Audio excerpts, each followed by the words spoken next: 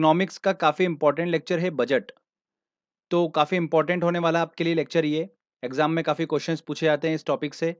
तो इस लेक्चर में हम पढ़ेंगे बजट क्या होता है, मनी बिल, फाइनेंस बिल के बारे में बात करेंगे, बजट कौन तैयार करता है, रेल बजट के बारे में बात करेंगे, टाइप ऑफ बजट देखेंगे हम, performance budget, zero based budget system, outcome budget, gender budget, इन सब के बारे में बात करेंगे। और लास्ट में हम बात करेंगे डेफिसिट के बारे में बात करेंगे, budget deficit, physical deficit, primary deficit और रेवेन्यू डेफिसिट। तो ये काफ़ी इंपॉर्टेंट है, पीएससी एग्जाम्स में काफ़ी क्वेश्चंस पूछे जाते हैं इस टॉपिक से। दोस्तों आपसे एक रिक्वेस्ट है कि वीडियो आपको अगर अच्छा लगता है तो प्लीज़ वीडियो को लाइक ज़रूर कर दीजिएगा। इससे मुझे पता चलता है कि हाँ, मेरी मेहनत जो है वो सक्सेसफुल हो रही है। तो चलिए स्टार्ट करते हैं हम लेक्चर को। तो फ्रेंड्स, बजट शब्द जो है ये फ्रेंच भाषा के बोगेट से लिया गया है। इसका अर्थ क्या होता है? चमड़े का थैला। तो जो वार्षिक वित्तीय विवरण होता है उसे क्या बोला जाता है? बजट बोला जाता है। तो इसे बजट क्यों बोला गया? इसकी एक स्टोरी है, वो मैं आपको बताता हूँ। 1773 में ब्रिटिश वित्त मंत्री रॉबर्ट वॉलपोल जब संसद के सामने वित्तीय प्रस्ताव पेश करने के लिए आए तो उन्होंने अपना वित्तीय प्रस्ताव जो था वो चमड़े के थैले में से निकाला थे। तब से इसका नाम क्या रख दिया गया? बजट रख दिया गया। ओके। हमारे संविधान में बजट शब्द का उल्लेख कहीं नहीं है। ओके। बजट शब्द का उल्लेख कहीं नहीं है, बजट का उल्लेख जरूर है। किस नाम से? वार्षिक वित्तीय विवरण के नाम से हमारे संविधान में इसका उल्लेख है, अनुच्छेद 112 में। तो ध्यान रखिएगा, अनुच्छेद 112 काफी इंपॉर्टेंट है। और दोस्तों इसको याद करने की मैंने सिंपल सी ट्रिक बना रखी है। वो ट्रिक अगर आपको देखना है तो डिस्क्रिप्शन में मैंने लिंक दे रखा है, आप वहां से वो देख सकते हैं। बहुत ही सिंपल ट्रिक बनाई है मैंने। आगे बात करते हैं कि बजट जो होता है एक सरकार की राजकोषीय नीति मतलब फिस्कल पॉलिसी का लेख पत्र होता है। ठीक है, तो डायरेक्टली एग्जाम में ये लाइन से क्वेश्चन पूछ लेते हैं। तो ये ध्यान रखिएगा, राष्ट्रपति की सहमति से वित्त मंत्री जो होता है फाइनेंस मिनिस्टर, ये फाइनेंस मिनिस्टर जो होता है ये लोकसभा में वित्तीय वर्ष के लिए बजट प्रस्तुत करता है। अब बात आती है वित्तीय वर्ष क्या होता है, इससे भी एग्जाम में क्वेश्चन पूछ लेते हैं। तो वित्तीय वर्ष जो होता है वो 1 अप्रैल से लेकर 31 मार्च का जो समय होता है इसको क्या बोलते हैं? वित्तीय वर्ष बोलते हैं। ठीक है, 1 अप्रैल से लेकर 31 मार्च। संसद में बजट को मनी बिल के रूप में प्रस्तुत किया जाता है। किसके रूप में? मनी बिल के रूप में। धन विधेयक, मनी बिल को हिंदी में क्या बोलते हैं? धन विधेयक। तो मनी बिल क्या होता है ये हमको समझना होगा। मनी बिल के साथ साथ में इंपॉर्टेंट होता है फाइनेंस बिल, ये भी एग्जाम में पूछ लिया जाता है। तो हम चलिए दोनों को हम अच्छे से समझ लेते हैं। तो मनी बिल क्या होता है देखिए, संविधान के अनुच्छेद 110 में इसका उल्लेख दिया गया है। इससे भी रिलेटेड मैंने ट्रिक बना रखी है, बहुत ही सिंपल तरीके से मैंने इसको याद करने का तरीका बताया था आपको। तो अगर आपको वो वीडियो देखना है, वो ट्रिक देखना है तो आप डिस्क्रिप्शन में मैंने इसकी भी लिंक दे रखी है, आप वो देख सकते हैं कि किस तरीके से हम इसको याद करें। और ध्यान रखिएगा कि मनी बिल जो होता है वो लोकसभा में प्रस्तुत किया जाता है। कहां पर? लोकसभा में। कोई बिल मनी बिल मतलब धन विधेयक है कि नहीं, ये कौन तय करता है? ये लोकसभा का स्पीकर बताता है। ठीक है। अब बात करते हैं कि कौन से बिल जो है वो मनी बिल कहलाएंगे। तो देखिए, ये संचित निधि होती है, मतलब सरकार का राजस्व सारा इसके अंदर रखा होता है। तो संचित निधि से जब धन निकालना होता है, जमा करना होता है, या उधार लेना होता है, या उधार देना होता है, या न्यू टैक्स को लाना होता है या हटाना होता है, इनसे रिलेटेड जितने भी प्रस्ताव वाले विधेयक हैं मतलब बिल हैं, वो सारे क्या कहलाते हैं? मनी बिल कहलाते हैं। क्लियर? कि मनी बिल जो होता है वो पास कैसे होता है? तो देखिए उसकी एक प्रोसेस होती है, मैं आपको प्रोसेस बताता हूँ डायग्रामेटिकली। तो सबसे पहले कोई विधेयक धन विधेयक है कि नहीं ये कौन डिसाइड करता है? लोकसभा का स्पीकर डिसाइड करता है। तो लोकसभा का स्पीकर सबसे पहले पारित करता है। उसके बाद वो कहाँ जाता है? राष्ट्रपति के पास जाता है। राष्ट्रपति उसको पास करता है, फिर वो आता है लोकसभा के अंदर। लोकसभा में सामान्य बहुमत से वो विधेयक पास होता है, कहाँ जाता है? राज्यसभा में। राज्यसभा में 14 दिन के अंदर उस पर डिसीजन लेना होता है। 14 दिन के बाद में ऑटोमेटिकली वो क्या हो जाता है? पास हो जाता है, अगर उस पर कोई डिसीजन नहीं लिया तो। उसके बाद वो कहाँ पर आता है? लोकसभा में आता है। लोकसभा में आने के बाद में लोकसभा से पुनः पास होता है और फिर कहाँ जाता है? राष्ट्रपति के पास जाता है। राष्ट्रपति उस पर फिर फाइनल मोहर लगाते हैं और वो विधेयक जो होता है बिल बनकर पास हो जाता है। तो ये ध्यान रखिएगा, काफ़ी इंपॉर्टेंट है ये प्रोसेस। और मैंने आपको बताया था कि बजट जो है वो मनी बिल के रूप में प्रेजेंट किया जाता है, तो उसकी प्रोसेस भी क्या होगी? इसी तरीके से उसकी प्रोसेस होती है। क्लियर? अब बात करते हैं हम फाइनेंस बिल क्या होता है, वित्त विधेयक क्या होता है। तो इस दस्तावेज में नए करों को लागू करने, पुराने करों में परिवर्तन करने संबंधी प्रस्ताव होते हैं। उसे क्या बोलते हैं हम? वित्त विधेयक कहते हैं। इसका उल्लेख संविधान में अनुच्छेद 117 में किया गया है। किसमें? अनुच्छेद 117 में किया गया है। ठीक है, तो ये ध्यान रखिएगा, मनी बिल और फाइनेंस बिल। चलिए अब बात करते हैं हम कि बजट कौन तैयार करता है। तो देखिए, वित्त मंत्रालय जो होता है, फाइनेंस मिनिस्ट्री, वो तैयार करता है बजट को, नहीं तो वित्त सचिव। ठीक है, तो ध्यान रखिएगा। अब एक और चीज ध्यान रखिए कि जब बजट बनता है ना, तो उसकी जो प्रोसेस होती है वो कितने दिन की होती है? 70 से 75 दिन की उसकी प्रोसेस होती है। तो संसद द्वारा बजट पास किए जाने तक जो भी सरकारी खर्च होता है, ओके, वो सरकारी खर्च जो होता है वो लेखानुदान मतलब वोट ऑन अकाउंट के तहत प्राप्त किया जाता है। सरकारी खर्च कहाँ से प्राप्त किया जाता है? लेखानुदान के तहत प्राप्त किया जाता है। और इसका उल्लेख संविधान में किस अनुच्छेद में किया गया है? 116 नंबर के अनुच्छेद में इसका उल्लेख किया गया है। तो ये भी दिमाग में रखना, लेखानुदान वाला क्वेश्चन पूछा जाता है एग्जाम में। जिस दिन बजट लोकसभा में आता है उसी दिन राज्यसभा में भी बजट प्रस्तुत होता है। अब बात करते हैं हम रेल बजट के बारे में। तो रेल बजट को जनरल बजट से 1924 में एकवर्थ कमेटी के तहत अलग कर दिया गया था। तो 1924 के बाद में मतलब 1925 से रेल बजट जो था वो अलग से प्रस्तुत किया जाता था जनरल बजट से। फिर 2016 में इसे समाप्त कर दिया गया और 1 फरवरी 2017 को जो बजट प्रस्तुत हुआ उसमें रेल बजट और जनरल बजट को एक साथ प्रस्तुत किया गया। ठीक है, और ये बजट जो संख्या थी वो कौन सी थी? 87th बजट था ये। तो ध्यान रखिएगा, ये इंपॉर्टेंट है, पूछा जा सकता है एग्जाम में। टाइप ऑफ बजट, तो देखिए सबसे पहला आता है परफॉर्मेंस बजट, निष्पादन बजट। ये क्या होता है कि चालू वित्तीय वर्ष के परिणामों को आधार मानकर, मतलब जो करंट में अभी फाइनेंशियल ईयर चल रहा है उसके जो भी रिजल्ट हैं उसको बेस मानकर आने वाले वर्ष के लिए बजट तैयार करना क्या बोला जाता है? परफॉर्मेंस बजट कहलाता है। बहुत सिंपल सा है। अगला आता है जीरो बेस्ड बजट सिस्टम। अब देखिए ये काफी इंपॉर्टेंट है, तो ध्यान से सुनिएगा। इस तरह के बजट में जो पुराने वर्षों के व्यय पर विचार नहीं किया जाता है, ना ही उनमें कुछ सुधार किया जाता है। जो भी करंट में फाइनेंशियल ईयर चल रहा है उसके परिणामों व उपलब्धियों को शून्य मानकर एक नए वर्ष के लिए बिल्कुल नए सिरे से बजट तैयार किया जाना क्या कहलाता है? जीरो बेस्ड बजट सिस्टम कहलाता है। मतलब लास्ट ईयर जो भी व्यय हो रहा है, ज़्यादा हो गया है तो उस पर ना कुछ सुधार किया जाता है, एक नए सिरे से बजट तैयार करना क्या कहलाता है? जीरो बेस्ड बजट सिस्टम कहलाता है। इस प्रणाली को क्या बोलते हैं? इस सिस्टम को क्या बोलते हैं? सूर्य अस्त बजट मतलब सनसेट बजट सिस्टम भी इसको कहते हैं। आगे देखिए कि जो शून्य बेस्ड बजट सिस्टम था इसका जनक जो है वो कौन है? पीटर ए पायर है। कौन? पीटर ए पायर। इस प्रणाली का सबसे पहले प्रयोग जो था वो अमेरिका ने किया था 1973 में, और भारत ने इस प्रणाली की शुरुआत करी थी 1987-88 में इसकी शुरुआत की थी।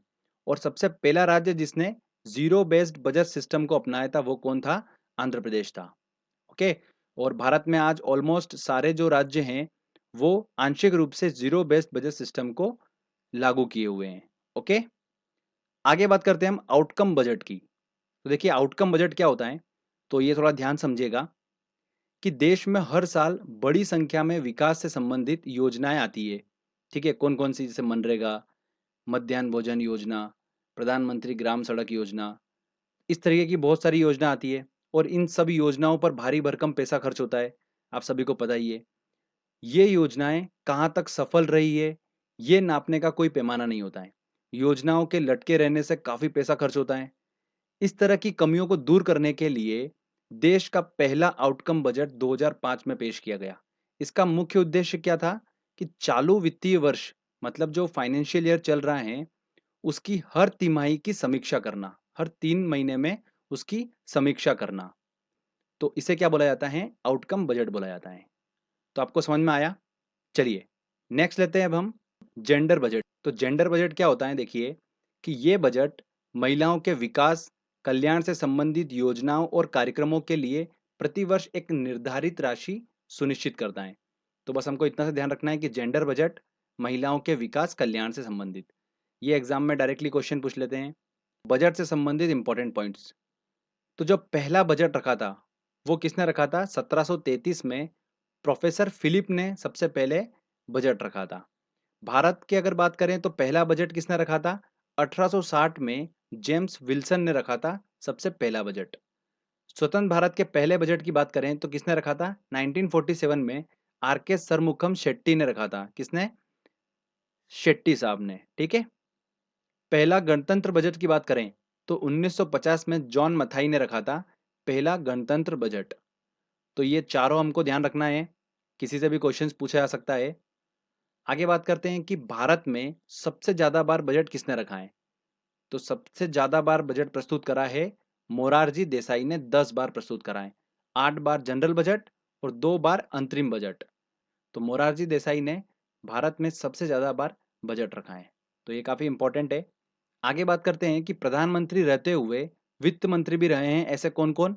पंडित जवाहरलाल नेहरू, इंदिरा गांधी और राजीव गांधी। ये तीनों जो हैं ये प्रधानमंत्री के साथ साथ वित्त मंत्री भी रहे हैं। ठीक है। अब बात करते हैं हम डेफिसिट के बारे में। तो डेफिसिट मतलब होता है घाटा। ये काफ़ी इंपॉर्टेंट है। PSC exam, SSC exam, UPSC exam, इनमें क्वेश्चंस इससे बनता ही बनता है। तो मोस्ट इम्पॉर्टेंट है ये। तो थोड़ा सा कॉन्सेंट्रेट रखिएगा और काफ़ी कंफ्यूजिंग भी है। तो ध्यान से समझिए इसको। मैंने बहुत अच्छे से एक्सप्लेन करने की कोशिश करी है। चलिए, तो देखिए, इसको समझने से पहले हमको चार टर्म को समझना बहुत जरूरी है। सबसे पहला आता है रेवेन्यू रिसिट्स। तो रेवेन्यू रिसिट्स क्या होता है? राजस्व आय प्राप्ति। क्या कहलाता है? कि सरकार की ऐसी आय प्राप्ति जिसमें सरकार पर किसी भी प्रकार की लाइबिलिटी नहीं होती है।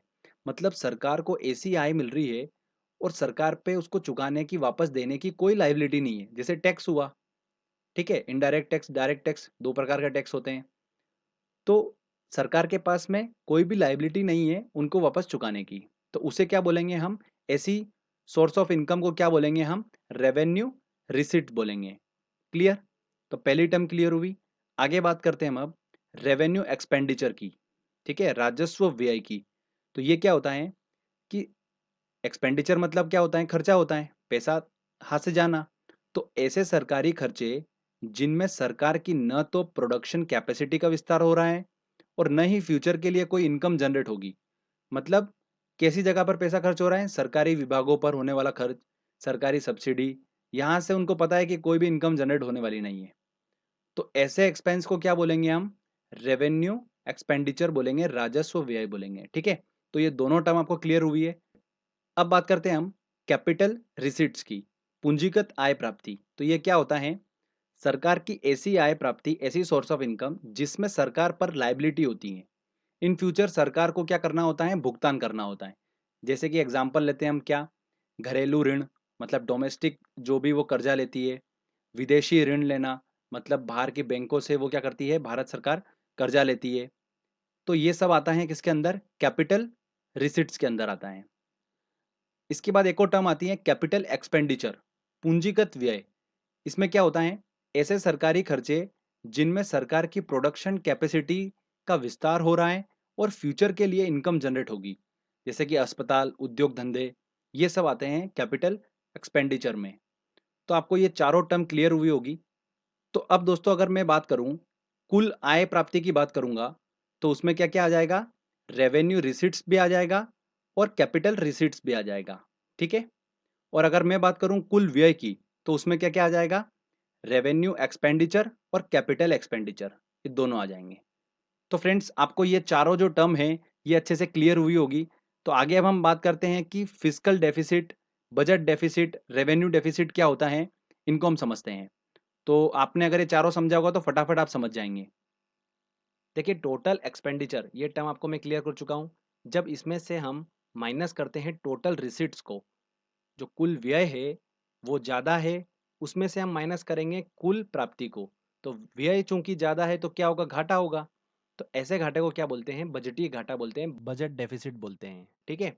Total expenditure minus total receipts, कुल व्यय माइनस कुल प्राप्ति, क्या कहलाता है? बजट डेफिसिट कहलाता है, बजटीय घाटा कहलाता है। ठीक है। तो डायरेक्टली फॉर्मूला एग्जाम में पूछा है, एसएससी में भी पूछा गया है, तो ध्यान रखना है आपको। आगे बात करते हैं हम टोटल एक्सपेंडिचर में से जब हम माइनस करते हैं टोटल रिसिट्स एक्सेप्ट बोरोइंग, मतलब विदेशी बैंकों से, विदेशों से जो भी ऋण लिया है उसको छोड़कर, इस तरीके के घाटे को क्या बोलते हैं? फिस्कल डेफिसिट बोलते हैं। अब देखिए, एक्सपेंडिचर तो वो के वही है, पर प्राप्ति में और कमी हो गई है। पहले टोटल रिसिट जो थी बजटीय घाटे में, देखिए उसमें हमने क्या और छोड़ दिया है? जो विदेशों से जो हमने ऋण लिया है बैंकों से या कंट्री से, वो हमने छोड़ दिया है। ठीक है, तो मतलब कुल प्राप्ति और कम हो गई। टोटल एक्सपेंडिचर तो वो की वही है, तो व्यय ज़्यादा हो रहा है, प्राप्ति और कम हो गई, मतलब घाटा और ज़्यादा हो गया। तो राजकोषीय घाटा ज़्यादा होता है बजटीय घाटा से। ठीक है, तो एग्जाम में ये भी क्वेश्चन पूछा जाता है कि भारत सरकार के बजट के कुल घाटे में किस घाटे का सबसे अधिक योगदान होता है? तो राजकोषीय घाटे का सबसे अधिक योगदान होता है फिस्कल डेफिसिट का। ये भी ध्यान रखना है, काफ़ी इंपॉर्टेंट है। अब देखिए दोस्तों, हमने यहाँ पर किसको छोड़ा है? जो विदेशों से कर्जा लिया है, विदेशों से जो ऋण लिया है विदेशी बैंकों से, तो उस पे कहीं ना कहीं ब्याज तो लग रहा है। ठीक है, जो कि टोटल एक्सपेंडिचर में हमारा काउंट हो रहा है। तो जब फिस्कल डेफिसिट में से वो इंटरेस्ट को हम हटा देते हैं, तो वो क्या कहलाता है? प्राइमरी डेफिसिट कहलाता है। क्या कहलाता है? प्राथमिक घाटा कहलाता है। आगे बात करते हैं हम total revenue expenditure. Revenue expenditure में आपको क्लियर कर चुका हूं टर्म। जब टोटल रेवेन्यू एक्सपेंडिचर में से माइनस करते हैं हम टोटल रेवेन्यू रिसिट्स को, तो क्या कहलाता है? रेवेन्यू डेफिसिट कहलाता है, राजस्व घाटा कहलाता है। ये चारों मोस्ट इंपॉर्टेंट है। बहुत सिंपल तरीके से मैंने समझाया आपको। अगर आपने वो चारों जो टर्म मैंने आपको स्टार्टिंग में समझाई है, अगर वो क्लियर है, तो ये चारों फॉर्मूले आपको आराम से बन जाएंगे। तो यहाँ पर हमारा ये जो थ्योरी सेक्शन है बजट का, ये कंप्लीट होता है। आई होप आपको समझ में आया होगा। मैंने बहुत सिंपल लैंग्वेज में समझाने की कोशिश करी है। तो फ्रेंड्स चलिए अब हम टेस्ट लगाते हैं। काफ़ी इंपॉर्टेंट क्वेश्चन है, टेस्ट में इंक्लूड करें मैंने, वो हम सॉल्व करते हैं। देखिए फ्रेंड्स, ये जितने भी क्वेश्चन हैं ये सारे एग्जाम में पूछे गए क्वेश्चन हैं, तो ध्यान से सॉल्व करिएगा। पहला क्वेश्चन है कि भारत का वित्तीय वर्ष प्रारंभ होता है, कब से प्रारंभ होता है? 1 अप्रैल से प्रारंभ होता है। ठीक है, कब तक? 31 मार्च तक। बजट एक लेख पत्र है, ये हाल ही यूपीपीसी ऐसा क्वेश्चन है। तो बजट एक लेख पत्र है सरकार की राजकोषीय नीति का। सी आंसर सही होगा। शून्य आधारित बजट का क्या अर्थ होता है? शून्य आधारित बजट का अर्थ होता है कि हर बार बिल्कुल नए सिरे से बजट तैयार करना। तो कौन सा ऑप्शन? ऑप्शन डी बिल्कुल सही है। नेक्स्ट क्वेश्चन लेते हैं। भारत सरकार के बजट के कुल घाटे डेफिसिएट में किस घाटे का सबसे अधिक योगदान होता है? तो सबसे अधिक योगदान किसका होता है? फिस्कल डेफिसिएट का होता है, राजकोषीय घाटे का सबसे अधिक योगदान होता है। तो बी आंसर बिल्कुल सही होगा। यदि सरकार का बजट 1 अप्रैल तक न पारित हो सके, तो सरकारी व्यय, सरकारी खर्चा किस आधार पर किया जाता है? तो लेखा अनुदान के आधार पर किया जाता है। तो आंसर क्या है? सी आंसर होगा। लेखा अनुदान का हमारे संविधान में किस आर्टिकल में बताया गया है? 116 आर्टिकल में बताया गया है। ठीक है, तो ध्यान रखिएगा। 117 में फाइनेंस बिल के बारे में बताया गया है, 110 में मनी बिल और 112 में वार्षिक वित्तीय विवरण मतलब बजट के बारे में। ओके, अगला क्वेश्चन देखिए। भारत सरकार के बजट के आंकड़ों में कुल व्यय मतलब टोटल एक्सपेंस और कुल प्राप्ति टोटल रिसीट्स के बीच अंतर को क्या कहते हैं? उसे कहते हैं बजटीय घाटा, बजट डेफिसिट बोलते हैं। तो आंसर क्या होगा? बी आंसर बिल्कुल सही होगा। नेक्स्ट क्वेश्चन लेते हैं। भारत में सबसे पहले किस राज्य ने शून्य आधारित बजट को अपनाया था? तो किस राज्य ने अपनाया था? आंध्र प्रदेश ने अपनाया था। स्वतंत्र भारत का पहला बजट किसने रखा था? तो किसने रखा है? आर के शेट्टी ने रखा था। गणतंत्र भारत का पहला बजट किसने रखा था? जॉन मथाई ने। तो इन दोनों में कंफ्यूज बिल्कुल भी मत होइएगा। नेक्स्ट देखिए, चालू वित्तीय वर्ष के परिणामों को आधार मानकर अगले वर्ष का बजट तैयार करना क्या कहलाता है? परफॉर्मेंस बजट कहलाता है, निष्पादन बजट। अगला क्वेश्चन है, राजकोषीय घाटा फिस्कल डेफिसिट है, total expenditure minus total receipts. B वाला देखिए, ये तो हो ही नहीं सकता। ये क्या है? बजटीय घाटा है। Total revenue expenditure minus total revenue receipts, ये क्या होता है? राजस्व घाटा होता है। तो ये भी नहीं हो सकता। Total expenditure minus total receipts except borrowing, बिल्कुल यही होता है फिस्कल डेफिसिट मतलब राजकोषीय घाटा। तो ए बिल्कुल सही होगा। तो फ्रेंड्स, यहां पर हमारा ये सारे क्वेश्चन कंप्लीट होते हैं। ये जो क्वेश्चन मैंने आपको बताए ये लास्ट ईयर में एग्जाम्स में पूछे गए क्वेश्चन से, तो इनको ध्यान रखिएगा। आई होप दोस्तों आपने सारे क्वेश्चन अच्छे से सॉल्व कर लिए होंगे और आपको टॉपिक भी अच्छे समझ में आया होगा। तो फ्रेंड्स, आपको अगर मेहनत अच्छी लगी है तो जल्दी से वीडियो को लाइक करिए, शेयर करिए और कमेंट करके मुझे बताइए वीडियो कैसा लगा। अगर आपने अभी तक चैनल को सब्सक्राइब नहीं करा है तो सब्सक्राइब भी कर लीजिए, क्योंकि इस तरीके की जब भी वीडियो मैं अपलोड करूँगा आपको उसका बेनिफिट मिलता रहेगा। फ्रेंड्स, मिलते हैं अगले वीडियो में। जय हिंद, जय भारत।